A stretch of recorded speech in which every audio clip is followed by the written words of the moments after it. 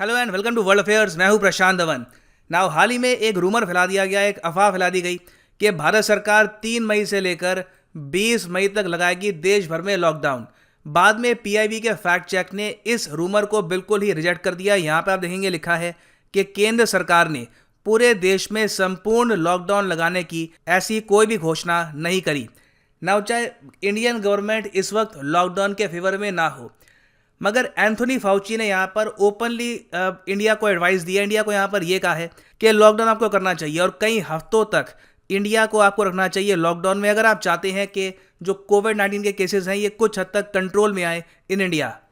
और जब से डॉक्टर एंथोनी फाउची की ये स्टेटमेंट सामने आई है, भारत में ये डिबेट चल रहा है कि क्या भारत सरकार का यहाँ पे जो रुख है ये ठीक है या फिर एंथोनी फाउची की बात माननी चाहिए कि एक बार को इकोनॉमी को नुकसान होता है तो वो सह लेंगे मगर लोगों की जान बच जाएगी, कुछ हफ्तों के लिए लॉकडाउन लगा देना चाहिए।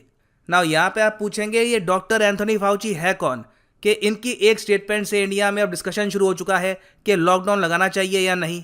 तो देखो मैं आपको ये बता दूं कि डॉक्टर एंथोनी फाउची ये है chief medical adviser to the president of the USA Joe Biden. कम शब्दों में ये समझ लो कि जो यूएसए की लड़ाई चल रही है अगेंस्ट कोविड-19 उसको लीड कर रहे हैं डॉक्टर एंथोनी फाउची। और हाल ही में याद होगा आपको कि भारत को लेकर इन्होंने बहुत सारी स्टेटमेंट्स दी हैं। फॉर एग्जांपल यहाँ पे आप देखोगे ये इनकी स्टेटमेंट है कुछ दिन पुरानी।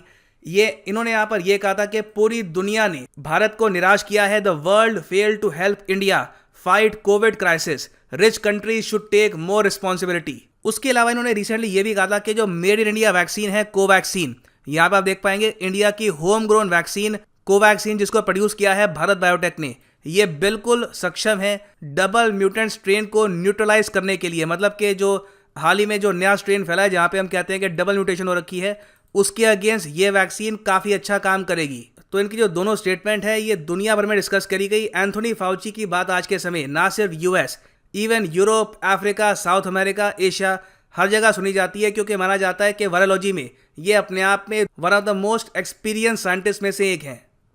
ना यहाँ पे आप कह सकते हैं कि ठीक है साइंटिस्ट हैं, बहुत बड़े डॉक्टर हैं, मगर इकोनॉमिस्ट थोड़ी ना है।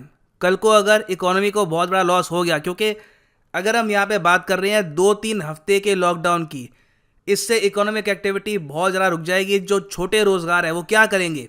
एक बार को आम आदमी सड़क पे आ जाएगा, वो कहेगा मैं भूख से मर जाऊँगा, वायरस से ना मरा तो यहाँ पे हमको सोचना होगा।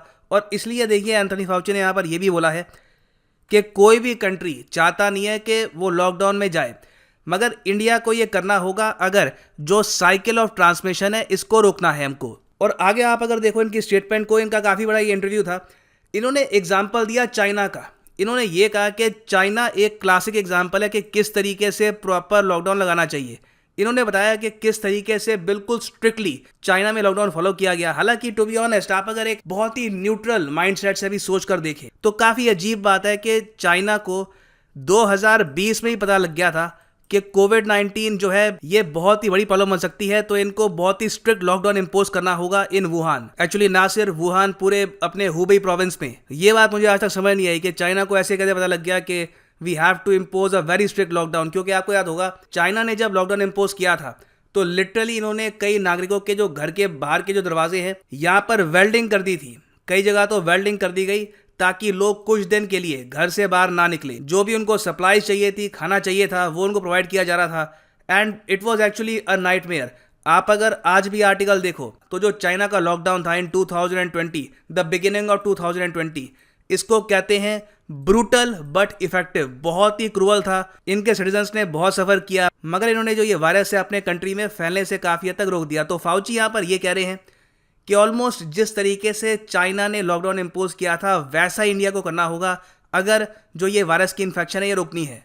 क्योंकि आप अगर डॉक्टर एंथोनी फाउची के अलावा भी देखो तो यूएस के बहुत सारे ऑफिशियल्स ये कह चुके हैं कि इंडिया में कोविड क्राइसिस बहुत सीरियस है, अभी भी केसेस पीक होने बाकी हैं, अभी भी worst is yet to be seen. तो यहाँ पे एक्चुअली मैं आपसे भी पूछना चाहूँगा, आप लिखिएगा कमेंट सेक्शन में कि आपके हिसाब से क्या भारत को एक और बड़ा लॉकडाउन लगाना चाहिए। और मैं आपको ये बता रहा हूँ ये लॉकडाउन कुछ 1 हफ्ते का नहीं होगा, 2 हफ्ते का नहीं होगा, it will be at least most probably 3 to maybe even 4 weeks long. महीने का भी लॉकडाउन नहीं हो सकता है और ये बहुत ही स्ट्रिक्ट लॉकडाउन करना होगा। लोग यहाँ पर घर में रहें, एक फैमिली से एक ही आदमी बाहर जाएगा, वो भी बस बेसिक सप्लाईज परचेज करने के लिए, दूध, ब्रेड या कोई मेडिसिन अगर परचेज करनी है, तो इस टाइप का लॉकडाउन हमको इम्पोज करना होगा। आपके हिसाब से क्या भारत को ऐसा लॉकडाउन इम्पोज करना चाहिए, या आप यहाँ पर यह भी कह सकते हैं कि एक्चुअली इंडिया में इतने लोगों की मौत हुई नहीं है? क्योंकि आप अगर डेटा देखो, मैं आपको अगर डेटा दिखाऊं, यहाँ पे आप देख पाएंगे, ये यहाँ पे है कंट्रीज, ये यहाँ पे है नंबर ऑफ डेथ्स। यूएसए की आबादी इंडिया से 1/4 के आसपास है। यूएस की जो रफली 33 करोड़ की आबादी है, उसमें से 5,90,000 लोगों की मौत हुई बिकॉज ऑफ कोविड। भारत में अब तक 2,11,000 या कह सकते हैं 12,000 लोगों की मौत हुई है बिकॉज ऑफ कोविड। एक बार को आप कह लीजिए नहीं, इंडिया में उस टाइप की ट्रांसपेरेंसी है नहीं जितनी यूएस में है, हमारे यहाँ कई डेथ्स रिकॉर्ड नहीं हुई होंगी। चलिए इसको 2 लाख नहीं मानते हम, इसको लिबरल एक एस्टिमेट मान के चल लेते हैं हम। 3.5 लाख हुई है इंडिया में डेथ, नहीं 3.5 लाख भी नहीं हुई, 4 लाख डेथ हुई है इंडिया में, मान के चल लेते हैं बस एक कंपैरिजन के लिए। तब भी आप अगर सोच कर देखो तो इंडिया की आबादी के हिसाब से यूएस से काफी कम डेथ्स होंगी, इवन ब्राजील से भी काफी कम डेथ्स होंगी। तो इसलिए देखो, डिसीजन लेना सरकार के लिए काफी मुश्किल होगा कि लॉकडाउन यहाँ पर हमको लगाना चाहिए, नहीं लगाना चाहिए। क्या जेन्युइनली 15 मई के आसपास जो कोविड-19 के केसेस हैं इनकी एक पीक आ जाएगी, या फिर पीक हो सकता है कि 30 मई के आसपास आ जाए, उस वक्त हम क्या करेंगे ना। यहाँ पे हो सकता है कि आप ये भी जानना चाहें कि इंडिया के आसपास जो बड़े देश हैं उनकी यहाँ पर क्या स्ट्रैटेजी है। देखो, बांग्लादेश और पाकिस्तान दो जो ऐसे देश हैं जहाँ पर पहली बात तो कोविड-19 की प्रॉपर टेस्टिंग इन्होंने करी नहीं है। आप अगर देखें, ये यहाँ पे आप देख पाएंगे ऑक्सफोर्ड यूनिवर्सिटी का डेटा है, इंडिया की टेस्टिंग ओवरऑल 300 मिलियन के भी ऊपर है, वेराज पाकिस्तान की आप टेस्टिंग देखेंगे तो it is बेयरली not even 50 million. तो आबादी के हिसाब से इन्होंने बहुत कम टेस्टिंग करी है, मगर फिर भी ये लोग कई जो इनके बड़े शहर हैं वहाँ पे लॉकडाउन इम्पोज करेंगे बिकॉज जो कोविड-19 डेथ्स हैं ये काफ़ी हद तक बढ़ रही है इन पाकिस्तान। बांग्लादेश अभी के लिए ये क्लेम कर रहा है कि इनके यहाँ सब कुछ बिल्कुल नॉर्मल है, कोई यहाँ पर इशू नहीं है, जो बिलीव करना काफ़ी मुश्किल है क्योंकि इस पूरे रीजन में सबसे ज़्यादा डेंसली पॉपुलेटेड कंट्री, मतलब कम जगह पे ज़रा आबादी वाला जो देश है ये है बांग्लादेश। तो ये एक्चुअली बिलीव करना मेरे लिए काफ़ी मुश्किल होता है कि यहाँ पर बिल्कुल कोई इशू नहीं है कोविड-19 का, और जिस तरीके से इंडिया में वायरस फैला है बांग्लादेश में कोई इशू नहीं है। आई थिंक पॉसिबिलिटी है कि इन द फ्यूचर पाकिस्तान और बांग्लादेश दोनों काफ़ी बड़े लॉकडाउन की तरफ जाएंगे। क्वेश्चन भारत के लिए यहाँ पर यह है कि क्या हमें भी डॉक्टर एंथनी फाउची की बात मानकर लॉकडाउन इम्पोज करना चाहिए या नहीं। और फाइनली यहाँ पे मैं ऐड कर दूं कि कल सुबह 11 बजे है अनअकैडमी का कॉम्बैट टेस्ट। ये है एब्सोल्युटली फ्री, इसका जो लिंक है ये मैं आपको दे दूंगा डिस्क्रिप्शन सेक्शन में और पिन्ड कमेंट में। सिंपली यहाँ पे क्लिक करो एनरोल नाउ पे, अगर आपसे कोई कोड मांगे कोड डाल देना PG10 और आप हो जाओगे यहाँ पे एनरोल। अगर यहाँ पे आपकी रैंक आती है तो आपको मिलेंगे यहाँ पर rewards. So good luck for tomorrow, participate in Unacademy's combat exam.